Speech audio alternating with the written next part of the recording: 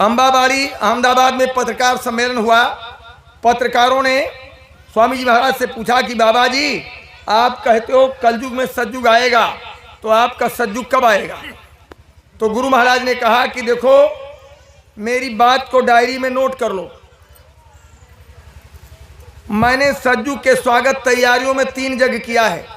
पहला 22 मई से 28 मई 1970 में अयोध्या में सरजू तट पर यज्ञ के पहले ऐलान किया था कि जब ये यज्ञ होगा तो एक देवता को मैं प्रसन्न करूंगा, और जब देवता प्रसन्न हो जाएगा तो देश में इतना गन्ना, इतना चावल पैदा होगा जो 50 सालों में नहीं हुआ। वो मैंने करके दिखाया। उसके पहले भूखमरी बहुत फैलती थी, रेडियो अखबारों पर निकलता था, इतने आदमी भूख अन्न के बिना यहाँ मर गए, वहाँ मर गए। मैंने प्रार्थना किया कि इनको अन्न के बिना न मारो, कोई और सजा दे दो। तो इतना गन्ना, इतना चावल पैदा हुआ जो 50 सालों में नहीं हुआ था।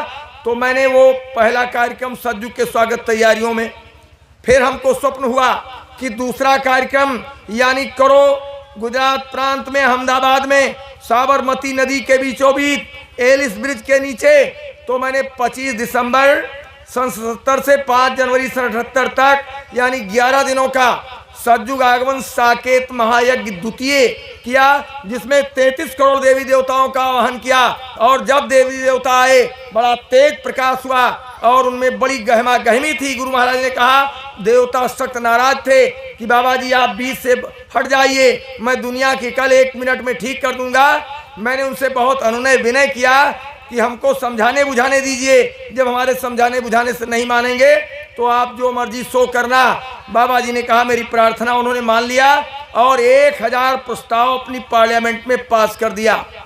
फिर स्वामी जी महाराज ने कहा, मुझको फिर स्वप्न हुआ कि तीसरा जगह करो भगवान शंकर की नगरी काशी में। तो मैंने ढिढोरा पीटा कि काशी चलो, काशी चलो।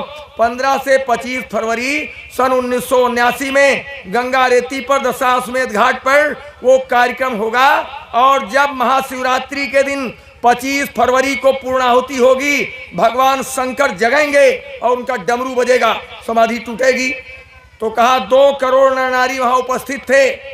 और जब पूर्णाहुति हुई और भगवान शंकर की समाधि टूटी तो डमरू बजा और उसको 2 करोड़ लोगों में, जो लोग जग रहे थे 12 बजे रात्रि में, सब ने सुना।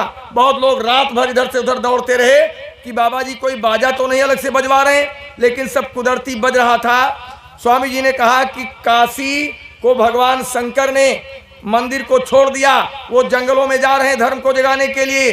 तो लोगों ने इसका मखौल उड़ाया। तो सुबह काशी विश्वनाथ मंदिर के पुजारी भगते हुए गुरु महाराज के पास आए और कहा, बाबा जी कल जब मैंने शाम को मंदिर बंद करवाया अपने सामने तो शंकर जी की चरण पादुका वहाँ रखी हुई थी, और आज सुबह जब मंदिर खोला गया तो चरण पादुका गायब है, किधर चली गई? गुरु महाराज ने कहा कि आप जानो और शंकर जी जाने, हमारी बात को तो आप लोग मजाक समझते हो। बाबा जी कोई मजाक करते हैं? जब मैं कहता हूं कि काशी छोड़ दिया उन्होंने, धर्म को जगाने जा रहे हैं, तो आप मानते नहीं हो। तो कहने का मतलब ये है, स्वामी जी ने कहा कि चौथे जग की प्रतीक्षा करो, 10 महीने पहले उसकी घोषणा की जाएगी।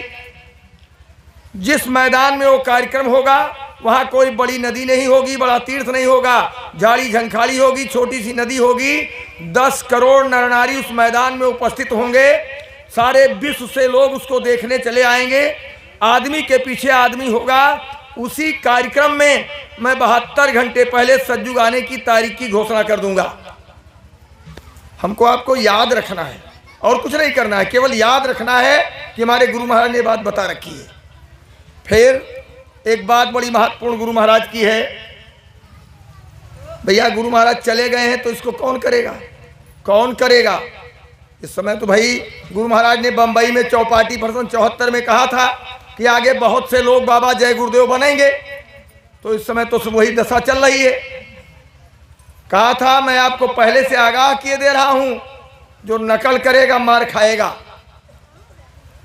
दूसरी बात, गुरु महाराज ने नवंबर सन 73 में हरिद्वार की पहाड़ी पर एक बड़ा कार्यक्रम किया था। जब कार्यक्रम संपन्न हुआ तो गंगा जी में जलते हुए कलश प्रवाहित कराया। 10 लाख लोगों को गंगा में खड़े करके हाथ में गंगा जल लिवाकर संकल्प दिलवाया है कि हे महात्मा ते श्री गंगे, जब तक भारत में गौ हत्या पूर्ण रूपेण नहीं बंद हो जाएगी तब तक हम लोग हरिद्वार में हर की पैड़ी पर गंगा में स्नान नहीं करेंगे।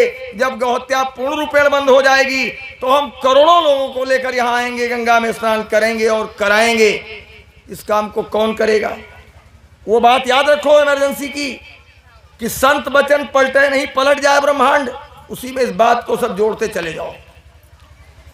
फिर तीसरी बात गुरु महाराज ने कह रखा है, गौहत्या बंद नहीं हुई अभी। ये तो उत्तर प्रदेश की सरकार ने पाबंदी लगाया कि हमारे देश से कोई गौवंश हमारे प्रदेश से बाहर नहीं जाने पाएगा। तो लोगों ने कटाने के लिए पाल रखा था, कसाई ले जाकर काटते उसको, सब चले जाते बाहर बूचड़खानों में, तो खोल खोल के खदेड़ दिया। आए भाई बहनों, गुरु भाइयों, गुरु बहनों, जब हमारे गुरु महाराज गौओं से इतना प्रेम करते हैं, कितनी गौएं उन्होंने पाल रखी हैं, और कहते थे कि गाय मतलब यह है कि हमने एक जोड़ी बैल एक आदमी को दे दिया था, मंच से बोले गुरु महाराज, और मैं बराबर पता लगाता रहता हूँ। उससे कह रखा है, पैसा नहीं लिया, कह रखा है कि जब तक तुम्हारे काम लायक रहें तब तक रखना, और उसके बाद हमारे बैल हमको वापस कर देना। जब इतना प्रेम गुरु महाराज अपने गायों से करते हैं तो हमको आपको भी इन गायों से प्रेम करना है, क्योंकि मनुष्य शरीर उसी के बाद मिलना है। गुरु महाराज ने कहा कट जाएंगी तो सब प्रेताजोइन में चले जाएंगे, और प्रेताजोइन से जब निकल कर आएंगे, गाय मरेगी अपनी मौत से तो लड़की का जन्म, बैल अपनी मौत से मरेगा तो लड़के का जन्म मिलेगा। अगर प्रेताजोइन से आया लड़का लड़की बनकर तो घर परिवार को तबाह कर देगा, क्योंकि प्रेत और चुड़ैलों जैसा स्वभाव उसका बना रहेगा। इसलिए महात्माओं ने कहा था कि गाय बैल की खूब सेवा करना, समय पर इनको चारा पानी देना, इनसे दूध लेना, इनसे काम लेना। जब ये वृद्ध होकर अपनी मौत से मरेंगे तो आपके घरों में जो संतानें पैदा होंगी वो बड़े सज्जन, बड़े सुशील, बड़े पुण्यात्मा, बड़े धर्मात्मा, बड़े सदाचारी, बड़े सुविचारी होंगे। माता पिता गुरु भगवान देवी देवताओं के मानने वाले होंगे, और नहीं तो सबको तबाह कर देंगे, सबको तबाह कर देंगे, इतना कलह करेंगे, क्योंकि उनका स्वभाव प्रेत और चुड़ैलों जैसा रहेगा। तो इसलिए हम भाई बहनों को चाहिए कि भाई इन गायों के संबंध में, बैलों के संबंध में, अरे भाई मारे पीटे ना इनको। अरे भाई भूख लगी है तो बेचारे नुकसान तो करेंगे ही, आप रखवाली करो अपने खेतों की, लेकिन संभव हो तो दरवाजे पर आ जाए तो उसको रोटी दे दो, पानी भर के रखो पी जाए, कुछ चारा दे सकते हो तो दे दो। क्योंकि जब गुरु गायों से इतना प्रेम करता है तो जो गुरु की चाह हो वही भक्त की राह होनी चाहिए। तो ये कि हम सब भाई बहन कम से कम एक आध बांध ही ले भाई, पाल लें, और ना पाल सके तो कम से कम ना कुछ कर सके तो उनके साथ कोई दुर्व्यवहार न करें, मदद कुछ कर सकते हैं तो करें। क्योंकि भूखे को भोजन और प्यासे को पानी खिलाना पिलाना, इससे बड़ा कोई पुण्य नहीं है। मालिक ने सब बता रखा है, बहुत सी कहानियां हैं। तो कहने का मतलब ये है कि गौ सेवा पर भी हम आप बराबर ध्यान दें कि उनकी सेवा हो, उनकी रक्षा हो। इससे गुरु महाराज हमारे आपके ऊपर अति प्रसन्न होंगे, क्योंकि मालिक चाहते हैं कि सब गायों की रक्षा हो जाए। अब कब होगी इसको वही जानते हैं। खैर, कोई अच्छा काम करे तो उसमें हमारा सहयोग है। तो मालिक की एक तो बात यह है कि मैं करोड़ों लोग लेकर यहाँ आऊँगा और यहाँ पर स्नान करूँगा और कराऊँगा। इस बात को भी याद रखो। तीसरी बात गुरु महाराज ने कह रखा है कि चीन ने कीटाणु बम बनाया है, पाकिस्तान को दे दिया है। अब की बार जब भारत पाकिस्तान की लड़ाई होगी तो चीन के द्वारा दिया गया कीटाणु बम भारत पर पाकिस्तान छोड़ेगा, उससे कीटाणु फैल जाएंगे, तमाम आदमी जानवर बेमौत मरने लगेंगे। बाबा जी ने कहा उस समय इस फकीर को देख लो, पहचान लो, इतनी तेज आंधी चलाएगा कि बड़े बड़े हाथी उसमें उड़ते नजर आएंगे और सारे कीटाणु उड़कर वहीं चले जाएंगे। जिन्होंने छोड़ा है उनका सफाया करेंगे, और यहाँ उन्हीं का सफाया होगा जो शाकाहारी नहीं बन जाएंगे।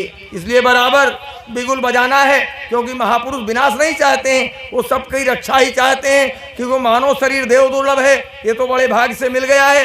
एक बार चला जाने के बाद दोबारा जल्दी मिलने वाला नहीं। कितने सतयुग त्रेता द्वापर बीत जाएंगे, मनुष्य शरीर नहीं मिलेगा। इसकी कीमत को महापुरुष समझते हैं। इसलिए भाई बहनों, इस काम को कौन करेगा, कौन आंधी चलाएगा? तब से तो अभी युद्ध हुआ नहीं है, तैयारियां सब हो रही हैं, लेकिन युद्ध हुआ नहीं अभी। फिर गुरु महाराज ने कहा अभी तो तुम मुझको नजदीक से देख ले रहे हो, एक समय आएगा जब मैं इसी मैदान में, ये बात मथुरा में गुरु महाराज ने कहा, इसी मैदान में दर्शन करने वाले विदेशी हेलीकॉप्टरों का तांता लगवा दूंगा और तब तुम हमको दूरबीन से दूर से देखोगे। भैया कौन तांता लगवाएगा? हमको आपको ये बात भी याद रखना है, क्योंकि गुरु के वचन भूलना नहीं है। जब तक मरना नहीं है तब तक याद रखना है। बाकी उनकी मौत, उनकी इच्छा, हम उसमें, हमारा कोई उसमें दखल थोड़ो है। फिर गुरु महाराज ने क्या कह रखा है? अभी सत्संग नहीं सुनाया, सत्संग सुनाने की जमीन तैयार कर रहा हूं। जब सत्संग सुनाऊंगा तो जिस मंडल का मैं वर्णन करूंगा, यहीं से बैठकर कितनी आत्माएं उस मंडल में जाएंगी और वापस आ जाया करेंगी, उसका नाम होगा सत्संग। इसको कौन कौन सुनाएगा भैया? कौन सुनाएगा इसको? इसलिए इन बातों को हमको आपको याद रखना है। याद ही नहीं रखना है, पूरा विश्वास रखना है, क्योंकि गुरु के वचन प्रतीत न जेही और सपन्यों कौनो सिद्ध न तेही। जिसको अपने गुरु के वचनों पर विश्वास नहीं है, भरोसा नहीं है, उसको स्वप्न में कोई सिद्धि नहीं मिल सकती। ये गोस्वामी जी महाराज लिखते हैं। अब आपको गुरु के इन वचनों को याद रखना है, इंतजारी करना है। गुरु महाराज ने 1956 में कहा था, भविष्य में मैं एक ऐसे स्थान पर चला जाऊंगा जहां तुम चाह करके भी नहीं पहुंच पाओ।